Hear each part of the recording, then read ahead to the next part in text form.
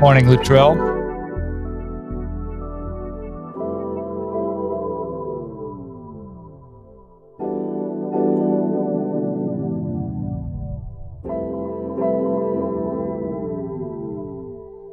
In the cloud, good morning.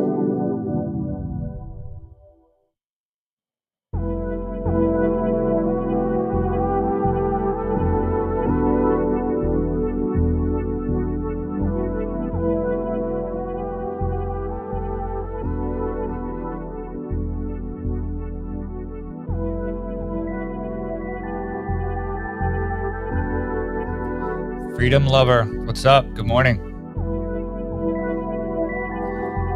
As everyone files in here, we're also live on Locals this morning.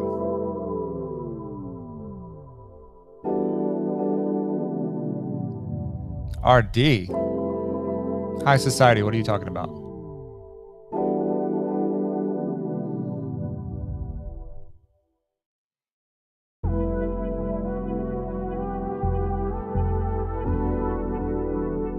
Thank you, Luttrell. Well, unfortunately, you and Norm are going to have to wait another week then to see each other.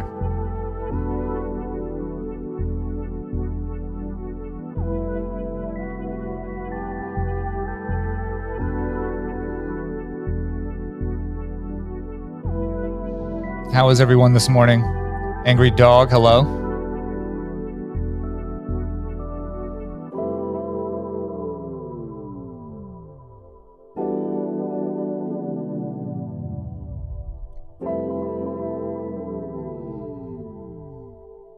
Hey, BTL. Thanks, hi. All right, so this is my maiden voyage on a solo live stream. So I'm gonna try and get used to talking basically to an empty camera. I guess just judging by the comments, we have everybody here, but still a little awkward. So bear with me. Norm is in trial prep right now. If you didn't know, Norm has been a busy man, as he normally is, but he just filed a brief to the the United States Supreme Court, a petition. So we're waiting to find out if that's granted cert or not. But the petition to the United States Supreme Court, which was filed on Friday last week, it involves a new defendant in J6 matters. So not a new defendant in general, but a new defendant to Norm. So one of the attorneys that he was working alongside as sort of in a co-defendant capacity earlier this year with the Proud Boys seditious conspiracy trials, Steve Metcalf out of New York asked Norm to counsel to join the ranks and counsel on a case that involves a separate federal statute. And Norm has filed a brief with Metcalf to challenge the use of that statute in charging the defendant for events that transpired on J6. So it's not a seditious conspiracy charge. It's something a little different. But here, the issue is nonetheless important and anchored in free speech grounds, First Amendment grounds. So he's done that, and he's also still working on a number of other cases.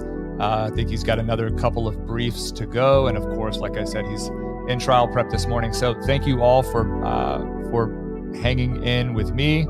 And also looks like everybody loves the music. So we're going to we'll keep on going with that one a little bit. I also had to back Norm off of trying to start the stream so quickly. My man just, he's out of the blocks, boom. And he's sprinting like it's a 100-meter sprint. We do have a little time here in the morning to crescendo into a nice rhythm. So I'll try to do that. Thank you all for being here. If you're not already subscribed, please subscribe on Rumble if you're coming to us from there, on YouTube if that's where you're finding us, or even on Twitter, where we broadcast live on Twitter. And as I said a couple of minutes ago, we're also streaming live right now on Locals. And if you're a Locals member or supporter, I can see a live chat there as well. The reason we don't always do that is because Locals, for whatever reason, only allows one camera at a time. So that means that if we are together, Norm and I, we could certainly stream live to locals, but because we stream this show remotely, this is what you get. We're limited right now just to Rumble, Twitter, and YouTube. We'll keep trying to troubleshoot on that one though. This morning, we're back to our normally scheduled 8 a.m. slot, Monday through Friday. I think that works really well for all involved. And I'm fresh off of a vacation from, a week-long stint at the lake. My tan thanks you for allowing us to stream at 12:30 every day. And so does the rest of the family. I really enjoyed getting away for a week. And I find that the older I get, the more that I really enjoy disconnecting from as much as possible work-wise. And now that I am a father and my son is starting to talk and really engage, that it's really difficult for me to find motivation to, I guess, operate in a transactional business capacity when, we're hanging out in what is sort of Southern paradise. And to that end, I was thinking about how complicated and beautiful family is. And I have a lot to thank my wife's family for. That's the side of the family I was hanging out with this week. I grew up an only child, so didn't have, I forged my brotherhood with those that I did battle with athletic-wise. I don't have any qualms about not having any siblings to share Christmases with or anything like that. But the older I get, it is nice to have longer range relationships with men in particular that are of similar age and have that sort of blood interest. Hey, Uncle Pat, that blood interest in preserving that family dynamic. So really enjoying that. And then the lake, itself, where I was this week, is something that I guard jealously. It is a place where I've learned a lot about myself, and learned, how to cleat a boat, how to work over the water, which is an interesting dynamic to any sort of work, and really just started to appreciate natural beauty in a capacity that, really just reinforces my love for home ownership and real property rights and the sanctity thereof. So, again, thank you all for hanging out. And this morning, fresh off of that vacation, I think I'm feeling a little more, philosophic is the word, just meditative. And I picked up a book that I frequently return to, the Screwtape Letters. And I wanted to start this morning by reading an excerpt from part 28 from the Screwtape Letters. And for those that are not familiar with the Screwtape Letters, it's a book by C.S. Lewis, a great American writer. And it was penned shortly after World War II. And that gives you a timestamp. And the general plot of the book is that Wormwood is the subject of the book. Wormwood is a devil in training, as it were. And Screwtape, his uncle, is his supervising officer, if you will, his mentor on the way to preventing the salvation of the human soul to God. So oftentimes in the book, you will see God represented as the enemy, right? And the human to which this devil in training is assigned as the patient. And when I first read this book, there were here that was jarring to me because of how, I guess the word is relevant. A lot of the propositions were to life today. And the more I return to it, I don't know if it's as jarring as it historically has been, but it certainly is insightful and provides me with the clarity to think through things and then look inward in a way that helps me kind of cull away things in life that aren't necessarily as important as society can lead us to believe that they are. And I speak in terms of material wealth, prosperity, generally speaking. And I don't want to get on a high horse here or a pulpit, but I did want to share this excerpt because I was thinking about it this morning and prepping for the show. And before I do that, I'll also say that today we're going to cover what I'm talking about now. I'm going to talk about a North Carolina voter ID law from 2018 that is set to be implemented later this year in every municipal election in North Carolina. And also, when Norm's away, aliens will play. So I'll do a quick, let's see, is someone telling me that this is still playing? All right. How about now? If somebody can tell me what you want to know about me, right? So as we go into this a little further, in the cloud, thank you for that. Yeah, T girl, yes, I know. C.S. Lewis is British. Yes, thank you for that clarification. I was speaking. I think I was thinking about World War II from the American perspective and what the Allies contributed during that time period. So thank you for the clarification. Yeah, C.S. Lewis, British, but is dominant in American literature, I will say. And here's the excerpt. In part 28, the general question is, what is safety, right? And why is it useful for darker forces? So I'll start by saying, quote, prosperity knits a man to the world. And one moment here. Let me go back here. Prosperity knits a man to the world. He feels that he is finding his place in it, when really it is finding its place in him. His increasing reputation, his widening circle of acquaintances, his sense of importance, the growing pressure of absorbing and agreeable work, build up in him a sense of being really at home in earth, which is just what we want. So inveterate is his appetite for heaven that our best method at this stage of attaching him to earth is to make him believe that earth can be turned into heaven at some future date by politics or eugenics or science or psychology or whatnot. A great human philosopher nearly let our secret out when he said that where virtue is concerned, experience is the mother of illusion. How valuable time is to us may be gauged by the fact that the enemy allows us so little of it. The majority of the human race dies in infancy. Of the survivors, a good many die in youth. He wants some, but only a very few, of the human animals with which he is peopling heaven to have had the experience of resisting us through an earthly life of 60 or 70 years. Well, there is our opportunity. The smaller it is, the better we must use it. Whatever you do, keep your patient as safe as you possibly can. Your affectionate uncle, Screwtape. This spoke to me this morning, and I love this book because it assists me. I'm nowhere near as well read as Norm, not even on the same planet when it comes to that. But I love this as assist, I guess, an observant reader in finding other philosophers and other historical points of reference. Here, that the quote that was given to a great human philosopher as nearly letting the secret of Satan out is that experience is the mother of illusion, right? Here, that is Kant, Immanuel Kant.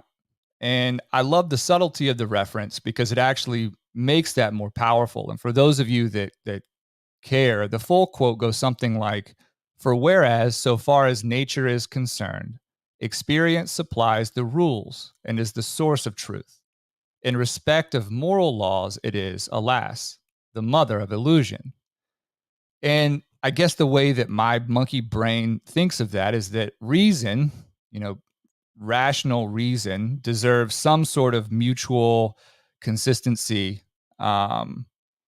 between science or scientism, the search for truth, and what we would regard as traditional morality, or I guess religiously inspired morality. At least that's what I take from it. And that's often pretty difficult. But as for the excerpt in general, I'm awed because of the relevance of that passage from 80, 90 years ago that describes dark forces at work on those of us who are unlucky enough to experience what I guess we can regard as the adversity of earthly trappings. He says, whatever you do, keep your patient as safe as you possibly can. Wormwood, the devil in training here, was hopeful that his patient would actually die in a forthcoming air raid. Again, this is from World War II era. And the passage was Screwtape reminding him that death brings the risk of heavenly salvation, especially for a man who's found some sort of transcendent purpose or inherent meaning in life. And it is that middle-aged adversity that, as I put on the screen, the adversity of middle-aged life and material prosperity is an illusion of safety. It is that idle time where young men begin to lose I guess what I would refer to as the tyranny of youth, right? The physical prowess that they once had, that vitality, or just in general, people who begin to accumulate material wealth, home ownership, cars, um, debt, anything that you can wear on your wrist, your lifestyle, your travel schedule, etc. The food you eat, dining in or out, um, your recreation. These things can seem to be fulfilling until they are used as a cudgel against you and in your personal sovereignty. And and oftentimes it is that sort of preoccupation with prosperity in a material sense that binds people to the world and prevents that heavenly salvation or the pursuit thereof.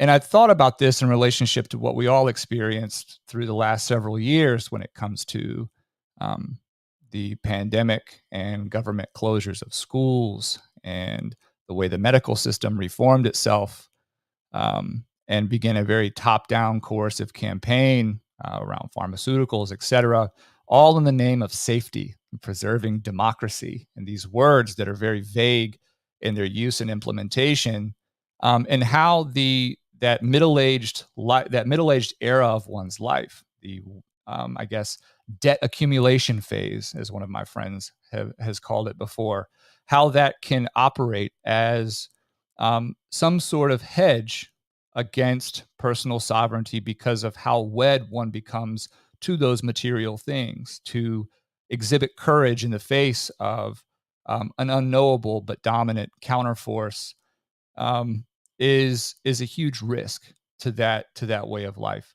And I think that as I continue to mature and grow in my practice as a professional, I think I yearn for the challenges that would at least inspire those that are around me to do the same. As a father, ensuring that I can communicate to my son the same that an old angry dog in here has communicated to me. And when I read the Screwtape Letters, I'm reminded that wealth is truly of the mind and rarely of the pocket. And I know that there are certain things that money can buy. I'm not trying to be disingenuous about that, but I do think that America in particular should reacquaint itself with the motifs of C.S. Lewis, in particular with the Screwtape Letters, and understand the thought exercise and the experiment that Mr. Lewis undertook when he wrote from the perspective of the devil, and spoke of God in the shadows. And and I know I'm rambling a bit, but please, for those of you that have not had the opportunity to read that, please do that. I know that Norm always likes to add a book to everyone's reading list. This one isn't really topically relevant, other than the fact that it remains relevant for obvious reasons. So add that one, the Screwtape Letters, C.S. Lewis. Again, just it's a very easy read, very quick read, but a very an interesting setup and an interesting plot.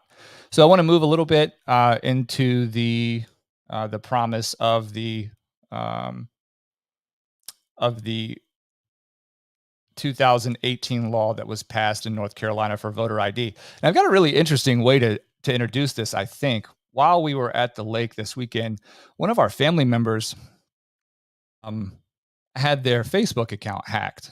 And so, I know that I kind of joked while I was there. I'm going to talk about this on the stream, but I didn't really plan to this morning. I really was hoping to wait for Norm before I did so. Um, but but I'm going to talk about it anyway. So here's the setup is such that someone of a certain age that may receive certain types of emails and not be as discerning of as people of perhaps a younger age can very easily have their social media accounts hacked. And that's what happened here. It was one of those, those generic emails that says, hey, new device log on from X location. Is this you kind of thing? And someone unwittingly and in an unexperienced way just said, yeah, of course. It looks like it's close enough to me kind of thing. Anyway, in order to recover these accounts, I mean, the account has been totally absconded and with troubling types of content in terms of avatars. And right now it's trying to run all sorts of ad campaigns and attach credit cards that don't belong to that person, et cetera. And then those that are even adjacent, connected in an adjacent way as in terms of other pages, business pages, et cetera, also affected. But what struck me and what struck some of my family members when we were talking through this stuff is the fact that Facebook requires as one of its protocol when you're trying to recover your account that you upload your photo ID to verify who you are. And the irony with that is that we live in a world where the right to vote is indeed the right to vote, but in a populist era when electronic voting machines are of dubious trust and accountability, and in a world where written, or well, I guess we can call it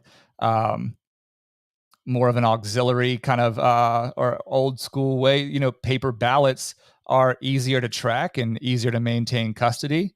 For whatever reason, the need to verify someone's identification through some sort of government issued ID is racist within the context of one of the most important things that one can do as an American, as we have long and collectively held. But Facebook, who is owned and was founded and owned by someone that contributes in large measure to a certain political party and certain set ideas, seems to I guess disagree in practice with the way of verifying one's identity. Anyway, so I just throwing that out there to say that it's nearly impossible to live the average life without having some sort of government issued photo ID, whether you're going to the store to buy cigarettes or booze, whether you're trying to get into a certain movie, right?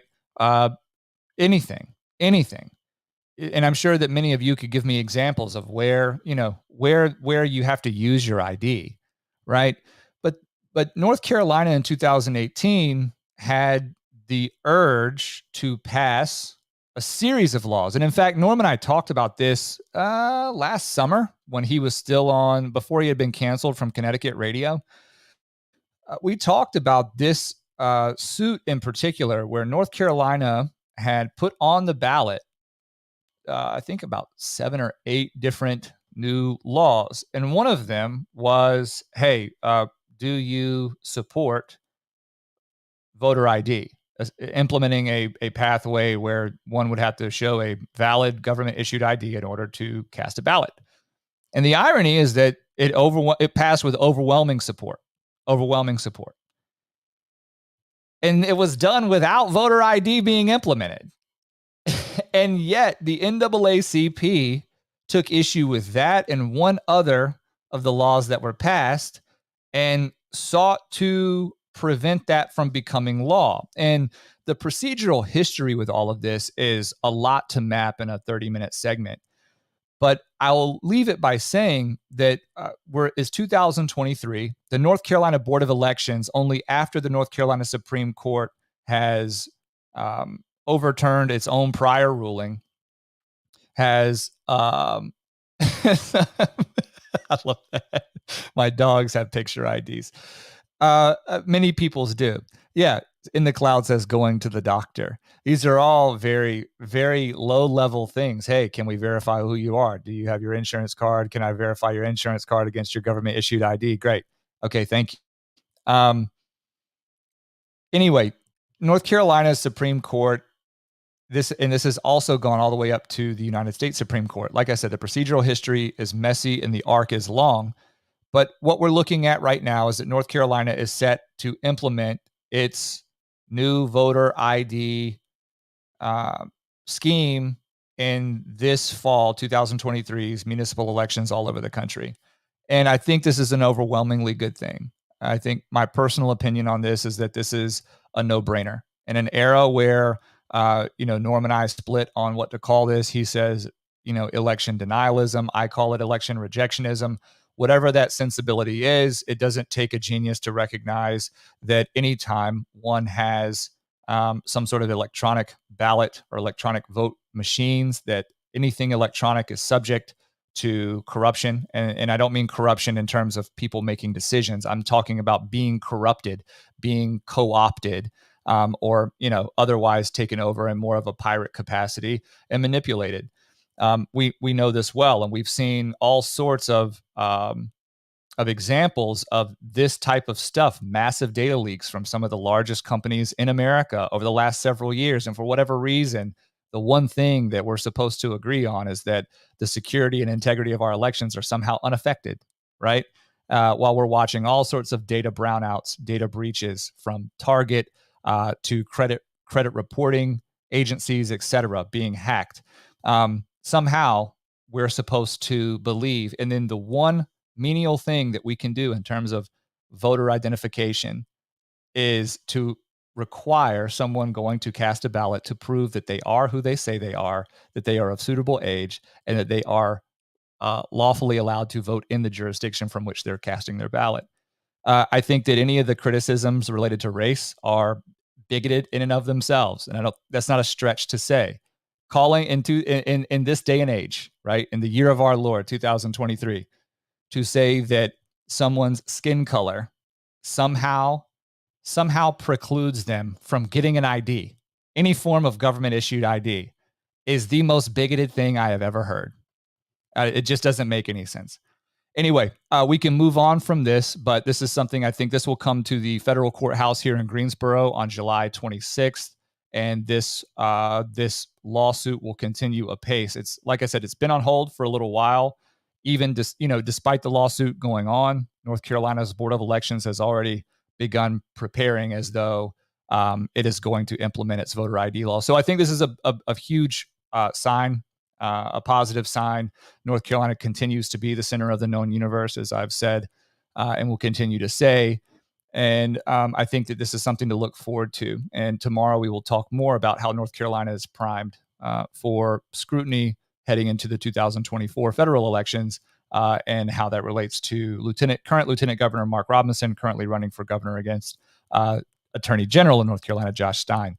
Anyway, I can spend a few more minutes here. Would love to have some AMA if there is an interest in that. I see we've got a ton of people here in the Rumble chat. Thank you for being here. We've got T-Girl, Lawyer Will. What's up, Lawyer Will? Jay Driz, how are you, man? It's me again. Nice to see you. High Society. Hopefully you're still here. BTL, as always, and Freedom Lover. I don't want to hold you forever, but I definitely did not want to start the week by saying that we were going to see you tomorrow. And Norm definitely encouraged me to go ahead and go today. So I'm glad I did, working some nerves out. Always got to try to head off a little bit of the apprehension on some of this stuff. But I'll open it up for AMA now. Those of you that want to stick around, I'll give another maybe 10, 15 minutes, and we can just talk. Happy to talk about, my, personal professional career, what Norm and I are doing with Law and Legitimacy, really just kind of canvas any of you to see what's working well for you and what you want to see more of. And beyond that, we'll reconvene here tomorrow. Boom. Boom. I'll even turn the music back on. How about that? It'll play softly in the background. Sorry about that technical oversight. I think I muted it for myself, but apparently it was going on for other people. Do we have anybody over here? No, none of you are in the locals chat. So, oh well. Oh well. All right. So don't everybody jump it once here. Let's see. In the Cloud says, I found out recently I'm registered to vote in 2 states. A state where I formerly resided still has me registered 18 years ago. Holy moly. Voter registration laws need some revamping. It's me again says you can get a driver's license if you aren't a citizen and use it to vote in many states. That's right. T-Girl, killed it, Mike. Different vibe, but great show. Thank you, T-Girl. I appreciate that a lot.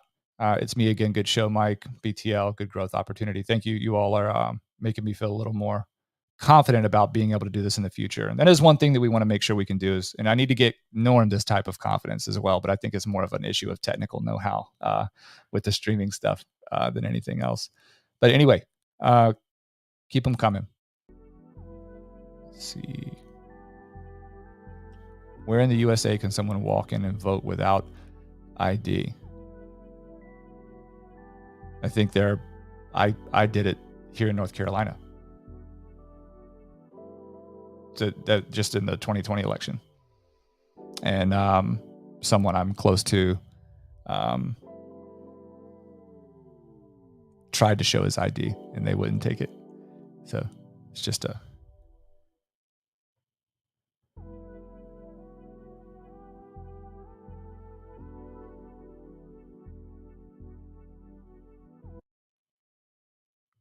see. I mean, am I crazy here? So if you can vote without ID, you can vote several times. Well, that's the thinking, photography. And like I said, I mean, it's insane to me to think that there's this simple thing that we can do, which is implement a minimum threshold, come with a valid government issued ID to say who you are so that it matches the credentials of the ballot that we're handing you. And somehow the criticism of that menial measure is, oh, that's racist. It harkens back to,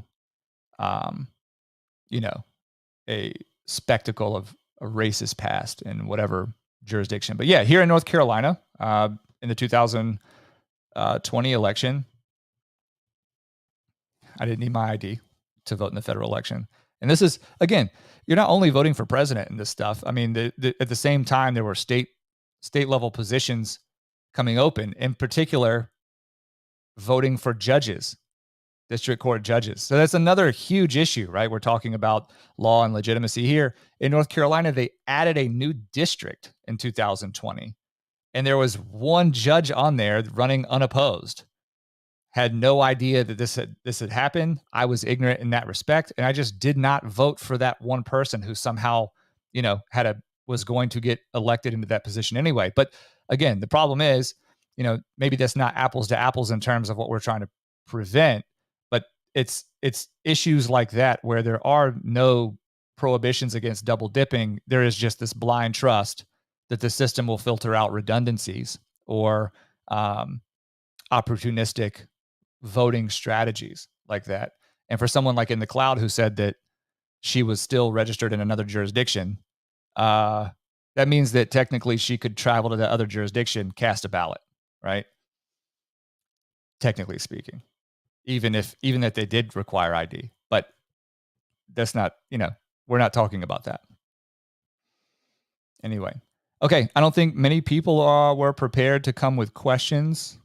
So let's see. Wait, T-Girl says, I'm curious. Norm seems to be against the idea that CDC, NIH are beyond reproach, yet he has seen corruption of the FBI, DHS, et cetera, through January 6 trials. How does he square that? Yeah, T, I think that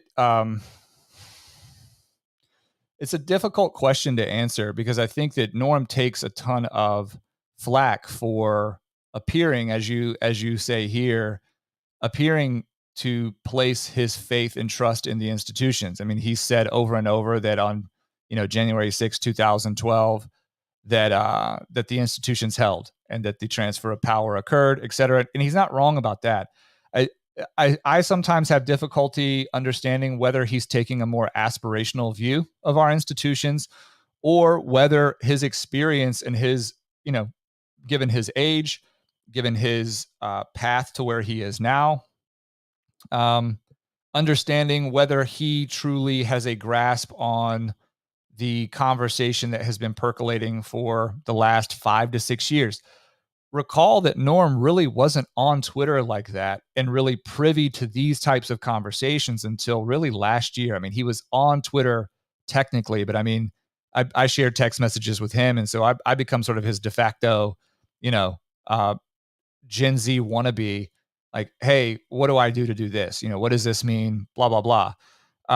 He's not sitting for the 3-hour long form interviews between Joe Rogan and Mike Schellenberger, right?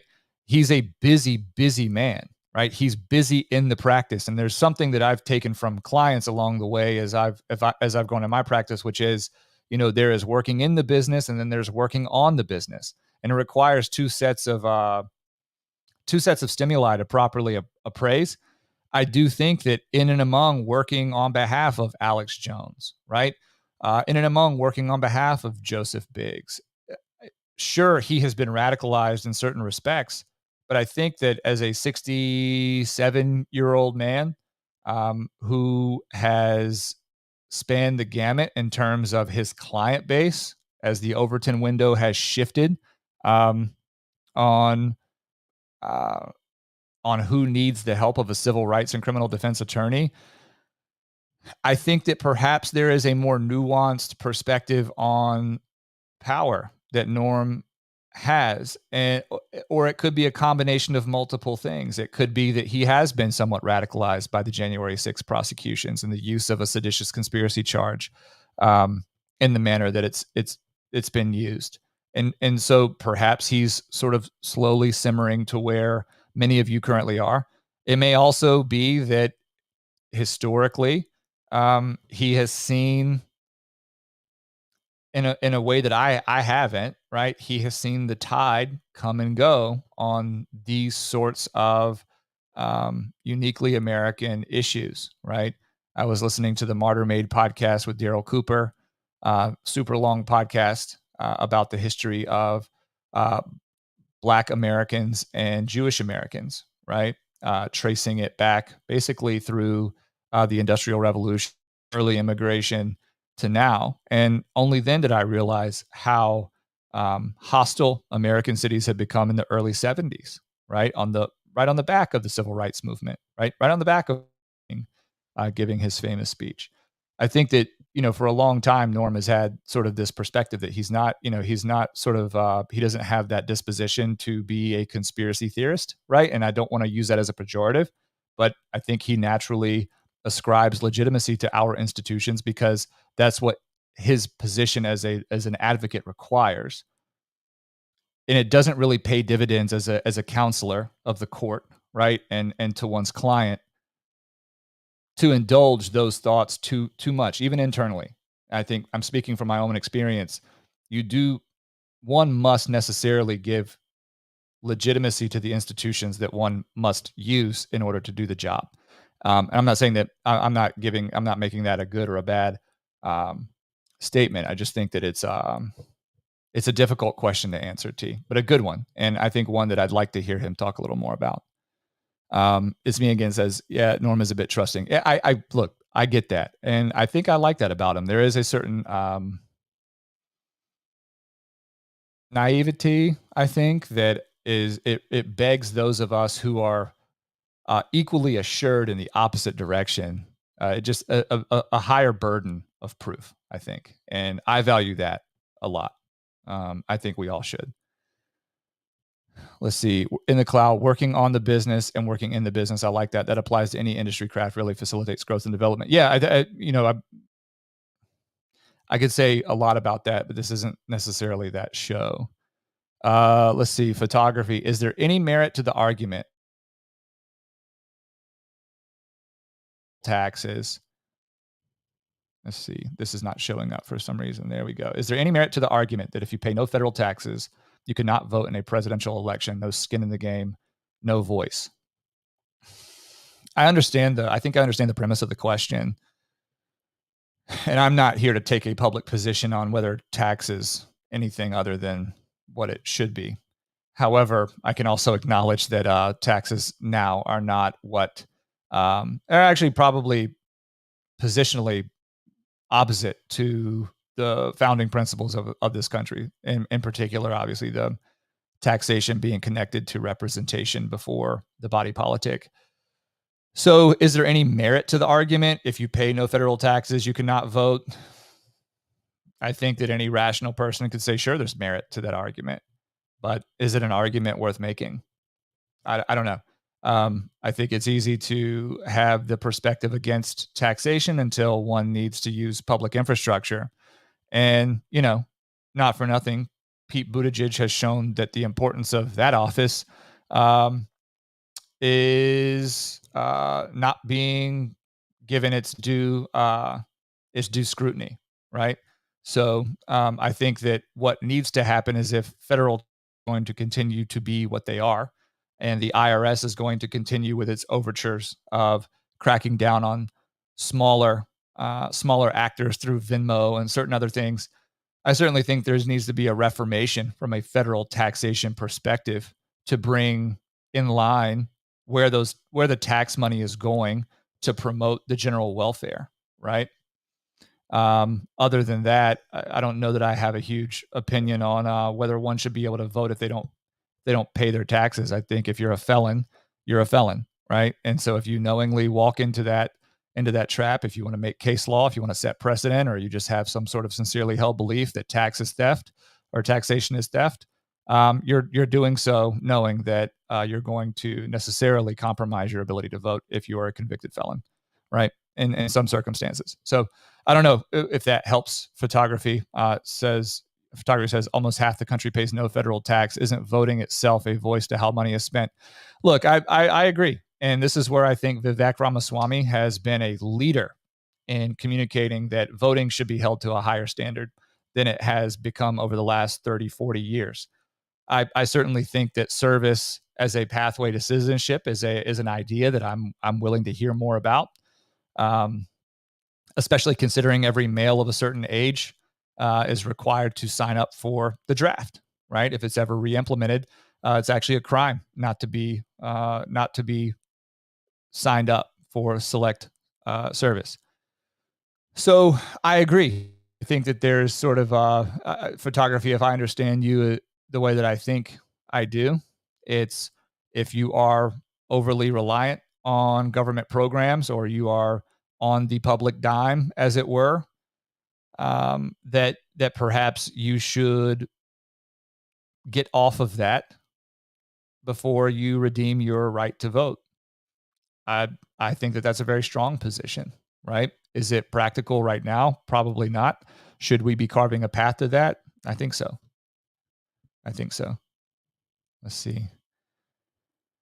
Does signing up for the draft require a photo ID? Who knows?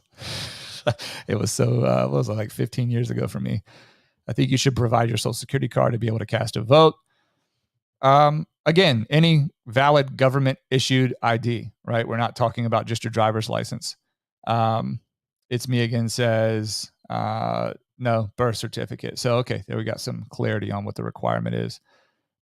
In the cloud says, maybe I'm envisioning the Vietnam era where they signed up in person. Yeah. Well, look, I mean, again, I think that if you want to hear more about this, this issue in particular, I forget if maybe it was a Culture Wars podcast that Tim Pool had on Vivek Ramaswamy. Highly recommended. And if I can, I'll tweet that out later today. But Vivek goes on record and he gives the historical backdrop and the basis for that. Can a green card holder vote? Got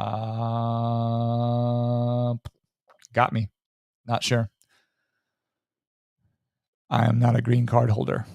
All right. So, thank you for joining in. 8:45 here, or nearly there. Norm's texting me asking how things went. I think this went really well. Last comment here: military service should be mandatory. Again, directionally true. I think you can look at countries like Switzerland, and it's been some years since I was there, but one of the hallmarks of the visit there was learning about their mandatory military service, at least for 2 years. That entire country is armed as a result of that, right? Military service is also an extension of the Second Amendment in that respect. And if there's something that could be envisioned that would scale similar to Switzerland here in America, I think I would definitely get behind that. And again, the problem, Uncle Pat, is that military service in 2023 equates to what? And Switzerland doesn't have a problem of endless wars, perhaps just financing them. Don't kill me. Anyway, but America has a problem of legitimacy within its military based on its geopolitical presence, right? And what it attempts to accomplish, and upon what basis, and on whose behalf, right? We right now have a situation in Eastern Europe, and within Ukraine and within Russia that demonstrates that to a T, right? So with the requirement of mandatory military service comes the idea that a nation's most capable young men might be sacrificed for a vision of the good that, as Norm would say, um, isn't something that he would get behind, right? So I love the idea, but what if we just said service should be mandatory, right? Um, Service is a pathway to citizenship. So anyway, love that. Everyone, thank you for being here. We will be back tomorrow morning, 8 a.m. And Norm will join us again. Well, I think, and if not, this went well enough. I think that we'll keep on going. So anyway, please subscribe if you're not. Please share if you haven't. If you listen to this on Apple Podcasts, on Google Play, on Spotify, on Overcast, on Audible, please rate us 5 stars. And all we ask is that you share with one person. Has already started a backlog for me of written content. I think the first one is already out. That is from on Friday. It was, I think it was just about the Supreme Court. Yep. So I want to make sure I'm not talking about one that I've yet to publish. But yeah, it was his take, 200 to 300 words, just written content burst about the overall meaning and the larger insight around the decision in the UNC and Harvard affirmative action cases. So please go give that a read. It's live on Locals, and it's also live on Twitter because the @Pattis podcast account is verified. We're able to put together longer threads. So I shared that again this morning in case you missed it capacity. Please find that. Otherwise, we'll be back here tomorrow morning. Thank you, everyone.